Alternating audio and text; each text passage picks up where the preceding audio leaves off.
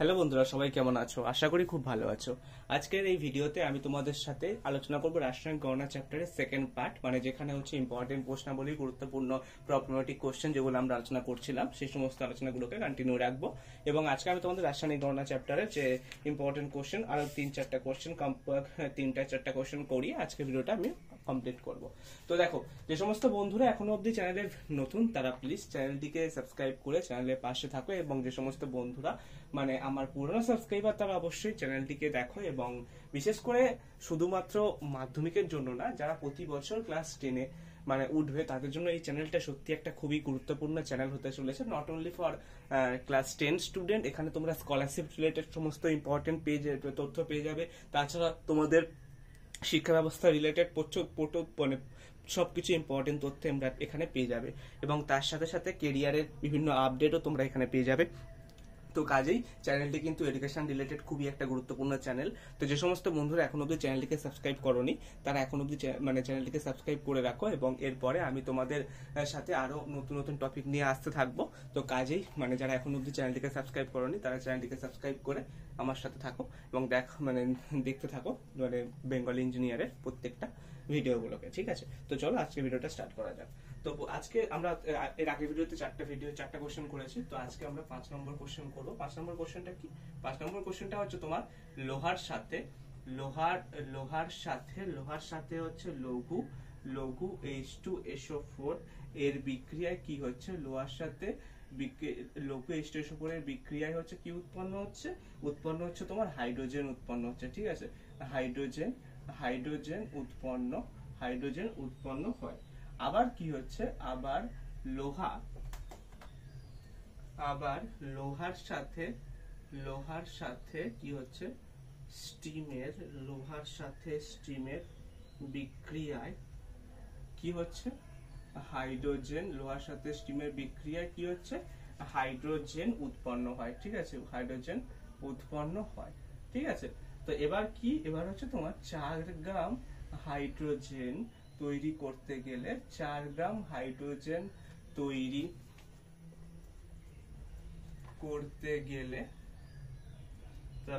করতে হলে কোন ক্ষেত্রে? লোহার পরিমাণ কম লাগবে, এবং তোমার লোহা সেক্ষেত্রে এবারে তোমার হচ্ছে আয়রন, মানে যেটা লোহার আণবিক ভর 56, হাইড্রোজেনের 1, অক্সিজেনের 16। ঠিক আছে, তো এবারে কোশ্চেনটা কি বলছে? কোশ্চেনটা বলছে যে লোহার সাথে লঘু সালফিউরিক অ্যাসিড H2SO4 এর বিক্রিয়ায় কি হচ্ছে? হাইড্রোজেন উৎপন্ন হচ্ছে। আবার কি হচ্ছে? লোহার সাথে হচ্ছে তোমার স্টিমের বিক্রিয়া হাইড্রোজেন উৎপন্ন হয়, এবং 4 গ্রাম হাইড্রোজেন তৈরি করতে হলে কোন ক্ষেত্রে লোহার পরিমাণ কম হবে? এক্ষেত্রে তোমার আয়রন কত? আয়রনের আণবিক ভর 56, হাইড্রোজেনের 1, অক্সিজেনের 16। তো এবারে তোমার হচ্ছে প্রথম হচ্ছে তোমার লোহার সাথে লঘু H2SO4 এর বিক্রিয়া। ঠিক আছে, আয়রন তোমার হচ্ছে H2SO4 এর সঙ্গে লঘু H2SO4 এর সঙ্গে বিক্রিয়ায় কি উৎপন্ন করে? FeSO4, এবং তার সাথে হাইড্রোজেন উৎপন্ন করে। ঠিক আছে, এবারে লোহার সাথে আয়রনের আণবিক ভর কত? আয়রনের আণবিক ভর 56 দেওয়া আছে, হাইড্রোজেনের হচ্ছে তোমার 2। তার মানে তোমার হচ্ছে এখানে 2 গ্রাম হাইড্রোজেন তৈরি করতে 56 গ্রাম তোমার হচ্ছে আয়রন লাগছে। ঠিক আছে, লোহা লাগছে। তার মানে 1 গ্রাম হাইড্রোজেন তৈরি করতে কত লাগবে? 56/2 গ্রাম। আর হচ্ছে তোমার 4 গ্রাম হাইড্রোজেন তৈরি করতে কত লাগবে? 4 গ্রাম হাইড্রোজেন তৈরি করতে তোমার লাগবে 56 × 4 / 2। 2 কে দিয়ে 2 × 4, 6 × 12 দিয়ে হাতে 1 আছে, 5 × 10 = 11, 112 গ্রাম আয়রন লাগবে প্রথম ক্ষেত্রে। ঠিক আছে, প্রথম ক্ষেত্রে তোমার লাগবে কত? 112 গ্রাম। এবারে আবার কি বলছে? তোমার হচ্ছে এটা গেল। আবার লোহার সাথে স্টিমের বিক্রিয়ায় হাইড্রোজেন উৎপন্ন হচ্ছে, মানে এবারে প্রথমে হচ্ছে তোমার লোহার সাথে কি হলো?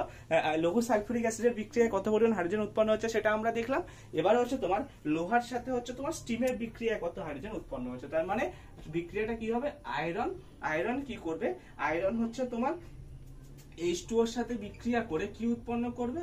Fe3O4 এবং তার সাথে হাইড্রোজেন উৎপন্ন করবে। এবারে এখানে H2 দুটো, Fe3 আছে, তার মানে 3Fe4, Fe3O4 অক্সিজেন O, তার মানে এখানে 4 অণু হাইড্রোজেন, 4 অণু ওয়াটার লাগবে। তাহলে সেক্ষেত্রে 4 অণু ওয়াটার লাগে, সেক্ষেত্রে 4 অণু হাইড্রোজেন উৎপন্ন হবে, ঠিক আছে, আর Fe3O4 উৎপন্ন হবে। এবার তোমার এখানে সেক্ষেত্রে আয়রনের অ্যামাউন্ট কত লাগছে, 3 × 56, 3 6 18 8, হাতে 1 আছে, 3 5 15, 1 16, 168। আর এখানে হচ্ছে তোমার হাইড্রোজেন কত, 4 × 2, দ্যাট মিন্স ইকুয়ালস টু 8 গ্রাম।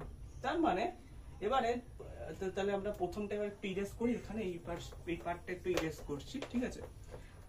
তো এবার এখানে কি বলছে তোমার হচ্ছে 168, সরি এখানে বলছে তোমার 2 গ্রাম, মানে 2 গ্রাম বলছি, এখানে হচ্ছে তোমার 8 গ্রাম হাইড্রোজেন তৈরি করতে আয়রন কত লাগছে, 168 গ্রাম। তার মানে 1 গ্রাম করতে কত লাগবে, 168/8। আর 4 গ্রাম হাইড্রোজেন তৈরি করতে কত লাগবে, 168 × 4/8। 4 দুখানে 8, 2 কে দিয়ে করলে 8 দুখানে 16, আর 4 দুখানে 8, মানে হচ্ছে 84 গ্রাম। তো আগেরটায় কত লাগছিল, 112 গ্রাম আয়রন, এবং সেকেন্ডটায় কত লাগছে, সেকেন্ডটায় লাগছে 84 গ্রাম আয়রন। তার মানে কোন ক্ষেত্রে সব থেকে কম পরিমাণ লোহা লাগছে, দ্বিতীয় ক্ষেত্রে, যখন হচ্ছে আয়রন কি করছে তোমার, লোহা হচ্ছে কি করছে, স্টিমের সাথে বিক্রিয়ায় হাইড্রোজেন উৎপন্ন করছে, সেক্ষেত্রে হচ্ছে মানে তোমার হচ্ছে দ্বিতীয় ক্ষেত্রে, মানে সেক্ষেত্রে হচ্ছে লোহার পরিমাণটা কম লাগছে। আর লোহা হচ্ছে তোমার লোহা সালফিউরিক অ্যাসিডের সাথে বিক্রিয়ায় যখন হাইড্রোজেন উৎপন্ন করছে, তখন লোহার পরিমাণ কত লাগছিল, তখন লাগছিল 112 গ্রাম। আর সেকেন্ড ক্ষেত্রে কত লাগছে, সেকেন্ড ক্ষেত্রে লাগছে হচ্ছে তোমার 84 গ্রাম, ঠিক আছে। আশা করি এই কোশ্চেনটা তোমাদের ক্লিয়ার হয়েছে, ঠিক আছে। এবারে আরো একটা কোশ্চেন তোমাদের সাথে করছি, ঠিক আছে। এটা গেল তোমাদের 5 নম্বর কোশ্চেন। এবারে তোমাদের সাথে 6 নম্বর কোশ্চেন করব, ঠিক আছে।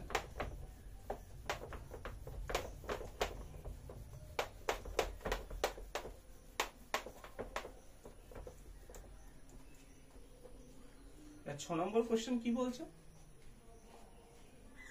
বাণিজ্যিক জিঙ্কে কি হচ্ছে, 35% অশুদ্ধি থাকে, ঠিক আছে। বাণিজ্যিক জিঙ্কে 35% অশুদ্ধি থাকে।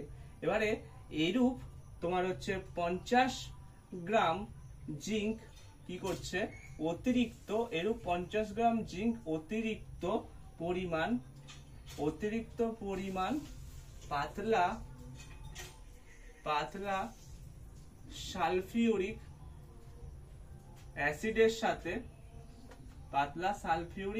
অ্যাসিডের সাথে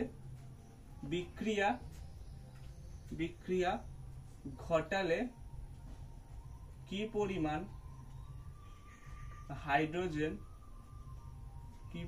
হাইড্রোজেন উৎপন্ন হবে।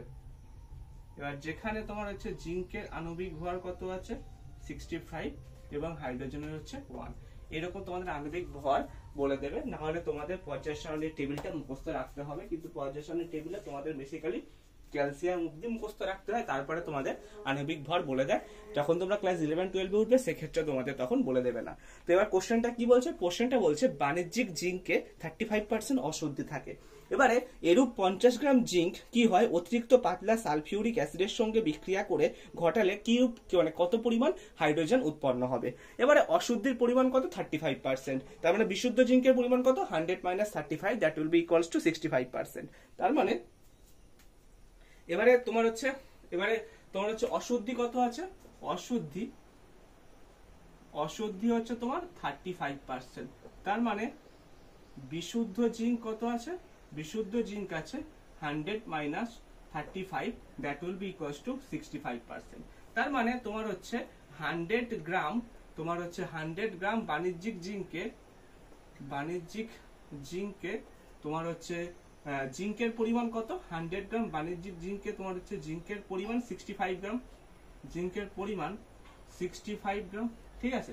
তার মানে 1 গ্রাম বাণিজ্যিক জিঙ্কের পরিমাণ কত হবে, 65/100, আর হচ্ছে তোমার 50 গ্রাম বাণিজ্যিক জিঙ্কের পরিমাণ কত হবে, 65 × 50 ডিভাইডেড বাই 100, 50 দিয়ে 100 কাটলে 2 হয়, 65 ডিভাইডেড বাই 2, 2 কে দিয়ে করলে 3 দুখানে 6, 2 দুখানে 4, আর 32.5 গ্রাম, ঠিক আছে। তার মানে 50 গ্রাম জিঙ্কে তোমার হচ্ছে কত তোমার থাকবে, মানে 50 মানে বেসিক্যালি 50 গ্রাম নমুনার মধ্যে 32.5 গ্রাম তোমার হচ্ছে জিঙ্ক থাকবে।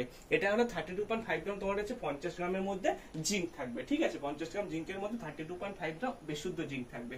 এবারে এই বিশুদ্ধ জিঙ্ক কি করছে, পাতলা সালফিউরিক অ্যাসিডের সাথে বিক্রিয়া ঘটিয়ে কিভাবে তোমার হাইড্রোজেন উৎপন্ন করছে। জিঙ্ক কি করছে, H2SO4 এর সাথে বিক্রিয়া ঘটিয়ে কি করছে, ZnSO4 উৎপন্ন করছে, জিঙ্ক সালফেট, এবং তার সাথে কি উৎপন্ন হচ্ছে, হাইড্রোজেন উৎপন্ন হচ্ছে, ঠিক আছে। এবার এক্ষেত্রে তোমার জিঙ্কের আণবিক ভর কত, জিঙ্কের আণবিক ভর হচ্ছে তোমার 65 আর হাইড্রোজেনের হচ্ছে 2। তার মানে 65 গ্রাম জিঙ্ক থেকে তোমার কত গ্রাম হাইড্রোজেন উৎপন্ন হচ্ছে, 2 গ্রাম। তাহলে 1 গ্রাম জিঙ্ক থেকে কত, 2 ডিভাইডেড বাই 65। আর তোমরা এখানে কত গ্রাম জিঙ্ক পেয়েছো, 32.5 গ্রাম জিঙ্ক থেকে কত হবে, 2 ইন্টু 32.5 ডিভাইডেড বাই 65। তাহলে 32.5 কে যদি 2 দিয়ে ভাগ করা তাহলে সেক্ষেত্রে 65 হবে, কারণ 32 দুগুণে 64, 32.5 দিয়ে 65, তার মানে 2 2 কেটে দিলে 1 হবে। তার মানে তোমরা কত গ্রাম তোমার হচ্ছে হাইড্রোজেন পাবে, 1 গ্রাম হাইড্রোজেন তোমরা পাবে যদি তোমরা হচ্ছে 50 গ্রাম তোমার হচ্ছে বিশুদ্ধ মানে বাণিজ্যিক জিঙ্ক থেকে তোমরা 1 গ্রাম হাইড্রোজেন পাবে। আশা করি এটা তোমাদের ক্লিয়ার হয়েছে।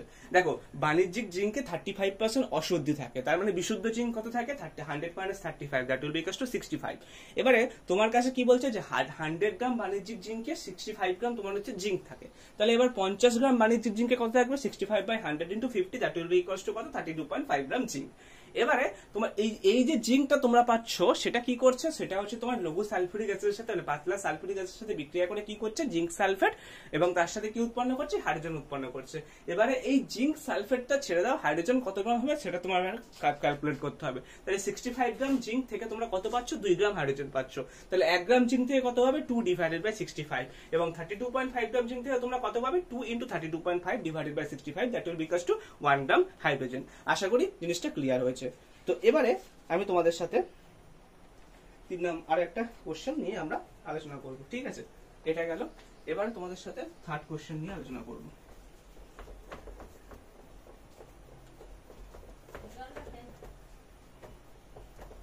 এবার তোমাদের সাথে আমরা আলোচনা করব থার্ড কোশ্চেন নিয়ে, ঠিক আছে।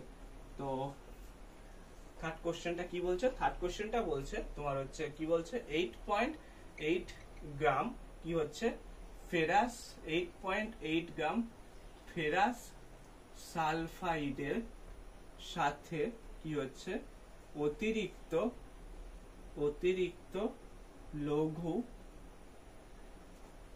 সালফিউরিক অ্যাসিডের বিক্রিয়ায়, অতিরিক্ত লঘু সালফিউরিক অ্যাসিডের বিক্রিয়ায় তোমার হচ্ছে প্রমাণ উষ্ণতা ও চাপে কত লিটার হাইড্রোজেন সালফাইড উৎপন্ন হবে। তো যেখানে হচ্ছে তোমার আয়রন কত, আয়রনের হচ্ছে তোমার আণবিক ভর কত বলেছে 56, এবং সালফারের কত 32। তো কোশ্চেনটা একটু ভালো করে দেখো, কোশ্চেনটা কি বলছে যে 8.8 গ্রাম ফেরাস সালফাইডের সাথে অতিরিক্ত লঘু সালফিউরিক অ্যাসিডের বিক্রিয়ায় প্রমাণ উষ্ণতা ও চাপে কত লিটার হাইড্রোজেন সালফাইড উৎপন্ন হবে।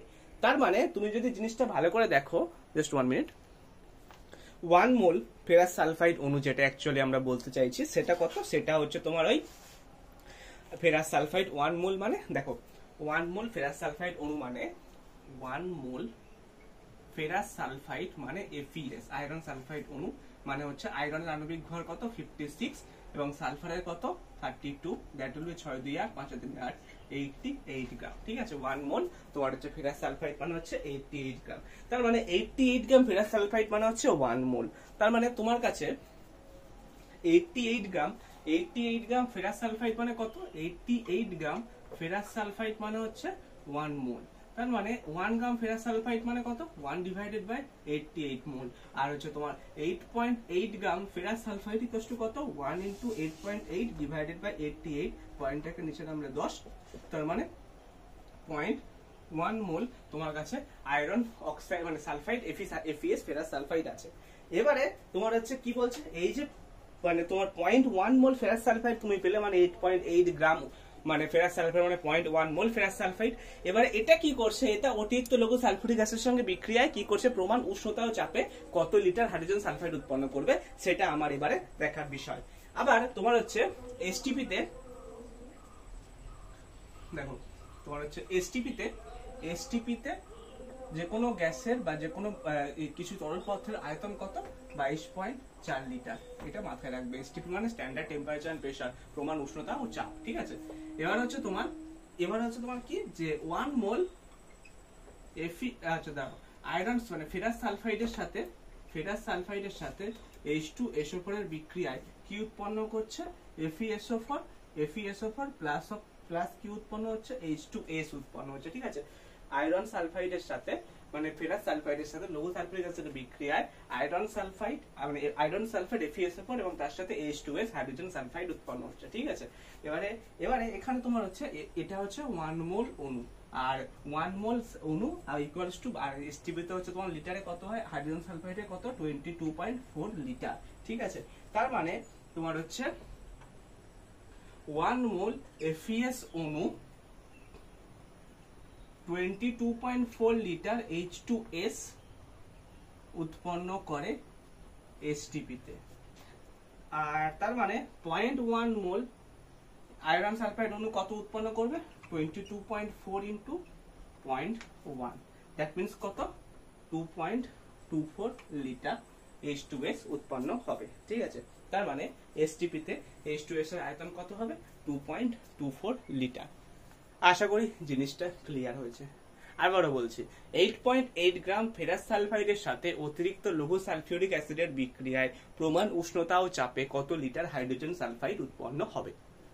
দেখো, যখন তোমার হচ্ছে ভর থেকে আয়তনে কনভার্ট করতে হবে, সেক্ষেত্রে আমাদের প্রথম আসে মোল সংখ্যা, তার মানে এন দিয়ে যেটা প্রকাশ করা হয়। মোল সংখ্যা মানে কি, মোল সংখ্যা মানে হচ্ছে তোমার মানে কত 1 মোল, মানে বেসিক্যালি 1 মোল আয়রন সালফাইড মানে সেই আয়রন সালফাইডটার আণবিক ভর যেটা, সেটাকে বোঝাচ্ছে। তাহলে FeS আয়রন সালফাইড, তার মানে আয়রন নিয়ে গঠিত, সালফাইড মানে সালফার নিয়ে গঠিত।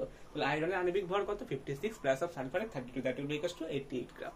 এবার 88 গ্রাম আয়রন সালফাইড মানে 1 মোল আয়রন সালফাইড। তাহলে 1 গ্রাম আয়রন সালফাইড মানে কি 1 ডিভাইডেড বাই 88 মোল, এবং 8.8 gram iron sulphide, that will be equal to 1 into 8.8 divided by 88, that will be equal to 0.1 mole, ঠিক আছে। এবারে এই 0.1 মোল যে আয়রন সালফাইড, এটা কি করছে, লৌহ সালফিউরিক অ্যাসিডের সঙ্গে বিক্রিয়ায় কত লিটার হাইড্রোজেন উৎপন্ন করবে, সেটা হচ্ছে আমাদের হাইড্রোজেন সালফাইড উৎপন্ন করবে, সেটা হচ্ছে আমাদের ক্যালকুলেশনের বিষয়। তার মানে আয়রন সালফাইড কি করছে, লৌহ সালফিউরিক অ্যাসিডের সঙ্গে বিক্রিয়া করছে, করে কি উৎপন্ন করছে, আয়রন সালফাইড FeSO4, এবং তার সাথে কি উৎপন্ন করছে, হাইড্রোজেন সালফাইড। এবারে 1 মোল আয়রন সালফাইড ইকুয়ালস টু কত, 22.4 লিটার হাইড্রোজেন সালফাইড, যেটা এসটিপি তে আমরা জানি। তার মানে 0.1 মোল মানে কত, 22.4 into 0.1, that will be equal two কত, 2.24 লিটার। তার মানে তোমার হচ্ছে 2.24 লিটার হচ্ছে তোমার হাইড্রোজেন সালফাইড উৎপন্ন করবে 8.8 গ্রাম ফেরাস সালফাইড থেকে, ঠিক আছে। আশা করি তোমাদের এই কোশ্চেনটা ক্লিয়ার হয়েছে। ওকে, এবারে আজকের লাস্ট কোশ্চেন যেটা, এবং এই চ্যাপ্টারের লাস্ট কোশ্চেন যেটা, সেটা নিয়ে আমরা এবারে আলোচনা করব, ঠিক আছে। আশা করছি তোমরা বুঝতে পারছো এই চ্যাপ্টার থেকে কিরকম টাইপ কোশ্চেন দেবে। এই সমস্ত কোশ্চেন গুলোকে কিন্তু একটু সুন্দর করে বুঝে তারপরে ক্যালকুলেশন করবে, দেখবে জিনিসটা খুব ইজি হবে। আর রিঅ্যাকশন গুলোকে যেন ব্যালেন্স করবে, ঠিক আছে। রিঅ্যাকশন গুলোর ইকুইলিব্রিয়াম মানে সমতা বিধান করবে, মানে ব্যালেন্স করবে, তারপরে গিয়ে তোমরা ফর্মুলা পুট করে অঙ্ক করবে, তাহলে দেখবে প্রপার অ্যান্সার পাবে। যদি তোমাদের ইকুয়েশন উভয় দিকে ব্যালেন্স না হয়, তাহলে সেক্ষেত্রে কি হয়, সেক্ষেত্রে তোমাদের ডিজায়ার্ড অ্যান্সার পাবে না, ঠিক আছে।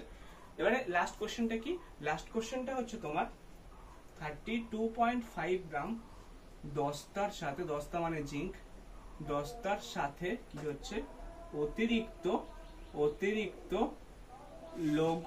অতিরিক্ত লঘু সালফিউরিক অ্যাসিড কি করছে, বিক্রিয়া করা হয়, বিক্রিয়া করলে যে হাইড্রোজেন গ্যাস উৎপন্ন হয় এসটিপি তে, তার আয়তন কত, ঠিক আছে। এটা তোমাদেরকে বের করতে হবে, যেখানে জিঙ্কের আণবিক ভর কত বলে দেওয়া আছে 65। ঠিক আছে, তো কোশ্চেনটা আরো একবার দেখো। কোশ্চেনটা বলছে কি, কোশ্চেনটা বলছে যে 32.5 গ্রাম জিঙ্ক বা দস্তার সাথে অতিরিক্ত লঘু সালফিউরিক অ্যাসিড বিক্রিয়া করলে যে হাইড্রোজেন গ্যাস উৎপন্ন হয় তার এসটিপিতে আয়তন কত সেটা তোমাদেরকে বার করতে হবে। এটা কিন্তু খুবই একটা মানে তোমার হচ্ছে নর্মাল কোশ্চেন। ঠিক আছে, জিঙ্ক জিঙ্ক কি করছে তোমার হচ্ছে দস্তা, যেটা অ্যাকচুয়ালি জিঙ্ক বলছে, সালফিউরিক লঘু সালফিউরিক অ্যাসিডের সাথে বিক্রিয়া করে কি উৎপন্ন করছে, ZnSO4 উৎপন্ন করছে এবং তার সাথে হাইড্রোজেন উৎপন্ন করছে। ঠিক আছে, এবারে জিঙ্কের আণবিক ভর কত 65 গ্রাম তোমরা ক্যালকুলেট করে নিয়েছো। এবারে কত পরিমাণ হাইড্রোজেন তোমরা পাচ্ছ, 2 গ্রাম এখানে হাইড্রোজেন তোমরা পাচ্ছ। ঠিক আছে, তো সরি এখানে একটা হাইড্রোজেন পাচ্ছ এবং এটার এসটিপিতে আয়তন কত, এসটিপিতে আয়তন হচ্ছে তোমার 22.4 লিটার। ঠিক আছে, এটা হচ্ছে এসটিপিতে 22.4 লিটার আয়তন। তার মানে তোমরা 65 গ্রাম জিঙ্ক থেকে 22.4 লিটার 22.4 লিটার কত পাচ্ছ, H2 পাচ্ছ, হাইড্রোজেন পাচ্ছ। তার মানে 1 গ্রাম জিঙ্ক থেকে কত পাবে, 22.4 ডিভাইডেড বাই 65 গ্রাম তোমরা হচ্ছে 65 এত তোমার হচ্ছে হাইড্রোজেন পাবে। আর হচ্ছে তোমার 32.5 গ্রাম তোমার হচ্ছে জিঙ্ক থেকে কত পাবে, 22.4 ইন্টু 32.5 ডিভাইডেড বাই 65, 32.5 বাই 65 করলে 2 এখানে, আর 2 কে হচ্ছে তোমার এটা দিয়ে করলে কত হবে 11.2 লিটার। ঠিক আছে, তাহলে তোমরা কত পরিমাণ হাইড্রোজেন পাবে, 11.2 লিটার হাইড্রোজেন পাবে। ঠিক আছে, আশা করি তোমাদের জিনিসটা ক্লিয়ার হয়েছে। তো এইগুলোই ছিল তোমাদের বেসিক্যালি রাসায়নিক গণনা চ্যাপ্টারের কোশ্চেন, মানে এরকম টাইপ কোশ্চেন তোমাদেরকে দেয়। তো এই চ্যাপ্টারটা একটা মোটামুটি ইম্পর্টেন্ট চ্যাপ্টার, কারণ এই চ্যাপ্টার থেকে তোমাদের অতটাও মানে গুরুত্বপূর্ণ কোশ্চেন দেয় না। এখান থেকে জাস্ট তোমাদের 3 মার্কস কোশ্চেন থাকে তোমাদের মাধ্যমিকে 100 মার্কসের মধ্যে, 90 মার্কসের মধ্যে বেসিক্যালি। তো এখানে তোমরা যদি জিনিসটাকে যদি 3-4 বার যদি এইগুলো প্র্যাকটিস করো, তাহলে এখান থেকে তোমরা 3 মার্কস আরামসে তুলে নিতে পারবে। মানে এখান থেকে অতটা টাফ কোশ্চেন তোমাদেরকে দেয় না। তো কাজেই মানে এই চ্যাপ্টারটার উপরে ততটা বেশি তোমরা মানে টেনশন না করে এই চ্যাপ্টারটাকে জাস্ট 2 থেকে 3 বার যদি রিভিশন করো, এই চ্যাপ্টার থেকে যা কোশ্চেন দেবে তোমরা আরামসে করে নিতে পারবে, তোমাদের কোনো প্রবলেম হবে না। ঠিক আছে, এবারে নেক্সট দিনকে তাপের ঘটনার সমূহ চ্যাপ্টার থেকে একটা দুটো কোশ্চেন করবো। এখান থেকে বেসিক্যালি তোমাদের পরীক্ষায় তেমন অঙ্ক দেয় না তাপের প্রসারণ গুণাঙ্ক থেকে, কিন্তু স্টিল মানে তাপের ঘটনার সমূহ যে থার্মাল ফেনোমেনা, এখান থেকে স্টিল আমরা একটা দুটো অঙ্ক কোশ্চেন করার চেষ্টা করব। এবং তারপরে তোমাদেরকে আলো, এই চ্যাপ্টারে মেন যে আলো এবং চলতরিৎ, এই দুটো যে মেন চ্যাপ্টার, এই দুটো চ্যাপ্টার থেকে যে কোশ্চেনগুলো আসছে তোমাদের সেইগুলোর উপরে আমরা আলোকপাত করব। তো আশা করি আজকে ভিডিওটা আমরা এখানে শেষ করব। আর যে সমস্ত বন্ধুরা চ্যানেলে নতুন তারা চ্যানেলটিকে প্লিজ সাবস্ক্রাইব করো, চ্যানেলটিকে সাবস্ক্রাইব করে তার সাথে সাথে তোমাদের অল নোটিফিকেশন বাটনটাকে অন করে রাখো, যাতে পরবর্তী ভিডিও নোটিফিকেশন পেতে তোমাদের কোনো সমস্যার সম্মুখীন না হতে হয়। এবং শুধু এই চ্যানেলে নট অনলি ফর ক্লাস 10, এখানে তোমাদের ক্লাস 10 বেস তোমরা যে জবগুলো করতে পারবে, লাইক আমরা এর পরে এসএসসি এমটিএস এর উপরে এই বিস্তারিত আলোচনা করব এবং তার সাথে এসএসসি সিজিএল, এসএসসি সিএইচএস এর এগুলোর উপরে আজকে আলোচনা থাকবে। তো কাজেই যে সমস্ত বন্ধুরা চ্যানেলে নতুন তারা চ্যানেলটিকে সাবস্ক্রাইব করে চ্যানেলটির পাশে থাকো।